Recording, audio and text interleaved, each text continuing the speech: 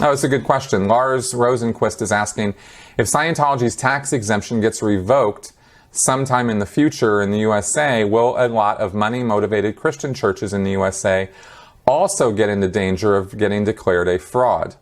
I would say the answer to that question is yes. And I think that, in fact, that's one of the key motivations for why Scientology will get a lot of backup and support from other churches when it comes to the question of tax exemption.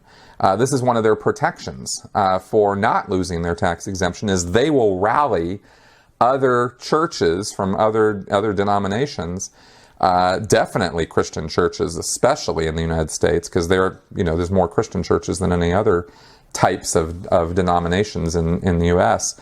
They'll round up all those guys and say, look, if Scientology loses its tax exemption, you guys are next. And that's not an illogical line of reasoning. Personally, I don't support tax exemption for churches, very, very broadly. I think the test for tax exemption should be much stricter.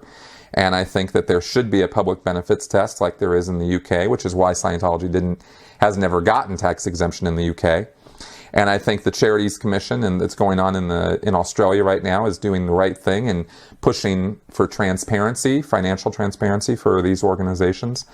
And I'm looking forward to, more work being done on that here in the U.S. But we got a long way to go, because the U.S., let's face it, and this is not a hit on anybody who has religious beliefs, but the U.S. is a little bit religion crazy, and structurally there are way more protections for churches to inflict abuses on their members, any churches, with legal protections under the First Amendment and financial protections under 501c3 tax exemption than there are in other countries. And I think other countries are kind of getting it a little more right than we are on this subject. I want people to have freedom of belief, and I want them to have the freedom to practice their religion. I'm not down on that.